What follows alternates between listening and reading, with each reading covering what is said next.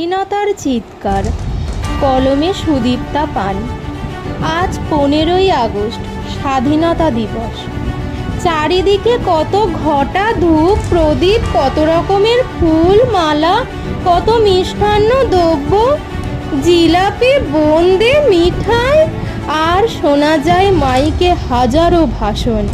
কিন্তু কেউ স্বাধীনতার কাছে একবারও জানতে চাইছে না সে খুশি কিনা।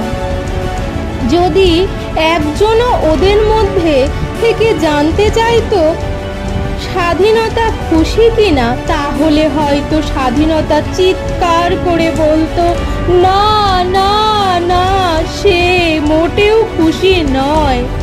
কারণ এমন স্বাধীনতা তো সে চায়নি যেখানে ভারতবর্ষের অধিকাংশ মায়ের স্থান হবে বৃদ্ধাশ্রমে, যেখানে কন্যা শিশু বলে ভ্রূণ হত্যা চলবে অবিরত, ধর্মনিরপেক্ষ দেশে ধর্মের নামে চলবে হানাহানি, জ্বালিয়ে দেওয়া হবে শহর গ্রাম, এমনকি মানুষজনকে।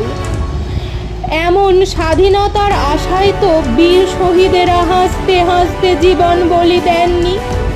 স্বাধীনতার আজ মাইক্রোফোন ধরে বলতে ইচ্ছা করছে, এমন স্বাধীনতা ভারতবর্ষকে সে চেনে না, যেখানে ধনীরা দিনে দিনে আরো বিত্তশালী হয়ে উঠবে গরিব মেরে, আর গরিবরা রোজ তিলে তিলে মরবে অনাহারে দুর্ভিক্ষে।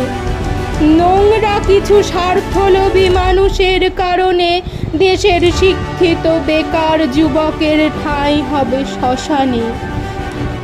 তাই আজ তেরেঙ্গাটাও আকাশে পথ পথ করে উড়ছে না, বরং সে ছটফট করছে, তার দম বন্ধ হয়ে আসছে। কিছু স্বার্থলোভী মানুষের মুখোশের আড়ালে আসল মুখটা দেখে সেও চিৎকার করে বলতে চাইছে, আগে স্বাধীন হও, তারপর না হয় আমাকে উঁচুতে, আরো উঁচুতে উড়িও।